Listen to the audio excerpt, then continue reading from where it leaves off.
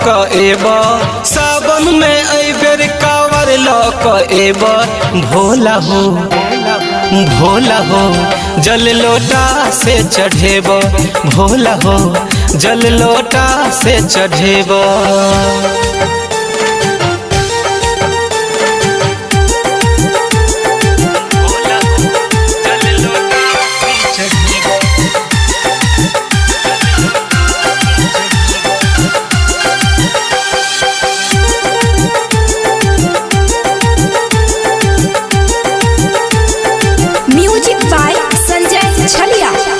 गाजा भांग पी के तू तो सब दिन रही छा जल बिना तोरा बाबा मन तर सही छा।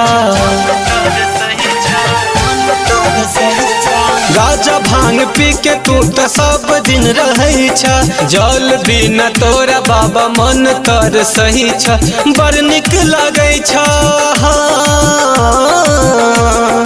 बड़ निक लगे छा जब रहे छा तू ठंडा बड़ निक लगे छा रहे छा तू ठंडा भोला हो भोला हो जल लोटा से चढ़ेब भोला हो जल लोटा से चढ़ेब।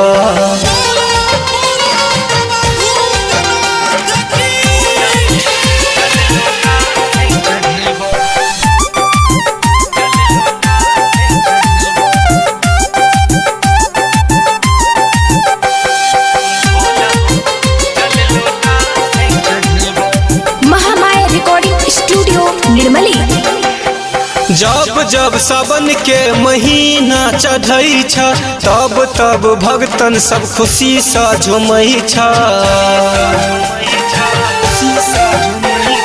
जब जब सावन के महीना चढ़ई छ तब तब भक्तन सब खुशी सा झूमई छ। सिंगर रंजित पूजई छ सिंगर रंजित पूजई छ तोहर चरनिया सिंगर रंजित पूजई छ तोहर चरनिया भोला हो भोला हो जल लोटा से चढ़ेबा भोला हो जल लोटा से चढ़ेबा।